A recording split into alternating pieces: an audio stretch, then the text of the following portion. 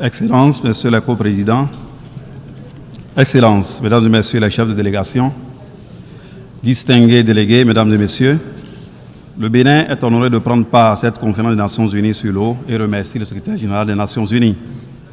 En vous transmettant les chaleureuses salutations de M. Patrice Talon, président de la République du Bénin, je voudrais ici exprimer son engagement et celui de son gouvernement pour l'accès à l'eau potable et à l'assainissement pour tous avant 2030. L'accès à l'eau potable et à l'assainissement est la priorité des priorités du programme d'action du gouvernement du président Patrice Talon depuis son élection en 2016. Pour y arriver, un état des lieux des deux secteurs a été commandité au fin d'apprécier le chemin à parcourir, mais aussi pour cerner tous les contours pouvant permettre d'élaborer la stratégie la plus adaptée pour l'atteinte de l'ODD numéro 6.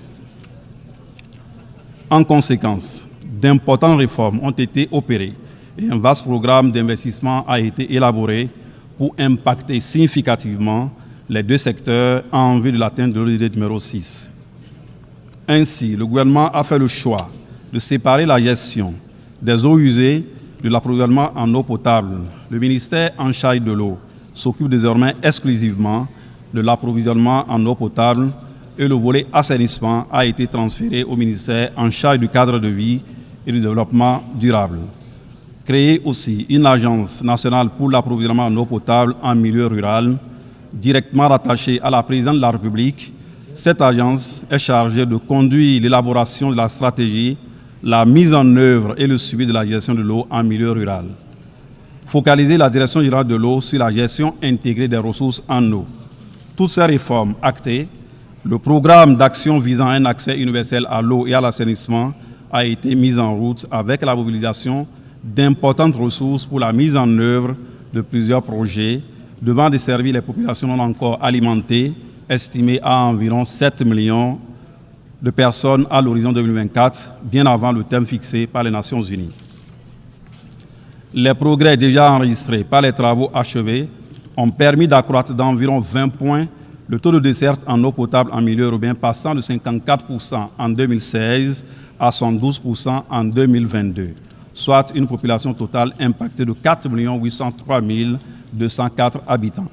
En milieu rural, d'importants investissements ont également été engagés à travers la réalisation de 240 systèmes d'approvisionnement en eau potable multivillages devant desservir une population additionnelle estimée à 3 500 000 âmes.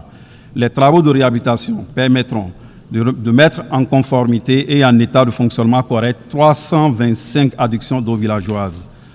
La construction de 123 postes d'eau autonomes au profit de 157 écoles à cantine.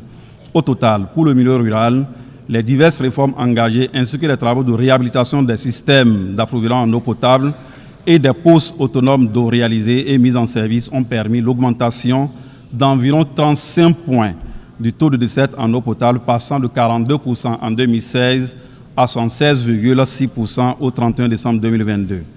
Dans le domaine de la gestion intégrée des ressources en eau, des progrès significatifs sont également faits en matière de renforcement de la connaissance et du suivi des ressources en eau, de la mobilisation et de la valorisation des ressources en eau dans un contexte de changement climatique à travers la mise en œuvre de 4 projets intégrés.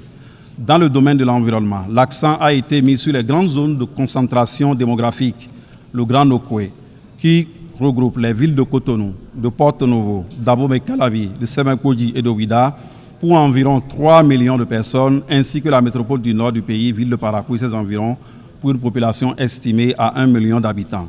3 stations d'épuration et de traitement des boues de vidange sont construites avec l'appui de la Banque mondiale, la République fédérale d'Allemagne ainsi que le budget national. Au terme de la mise en œuvre du programme d'accès à l'eau potable d'ici fin 2024, un accent particulier sera mis sur l'assainissement dont nous comptons, ensemble avec les partenaires techniques et financiers, booster le taux de couverture à plus de 75% dans les 5 années qui suivront. Toutes ces actions visent à changer le quotidien de plusieurs millions de nos compatriotes à travers l'accès universel à l'eau et à l'assainissement avant 2030. Malgré les avancées énumérées plus haut, des défis restent à relever.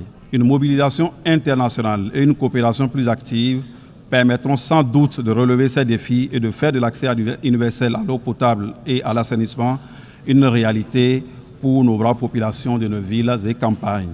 Je voudrais, du haut de cette tribune, réitérer l'engagement et la détermination du président de la République, M. Patrice Talon, et de tout son gouvernement à l'atteinte de l'ODD numéro 6 avant l'échéance de 2030.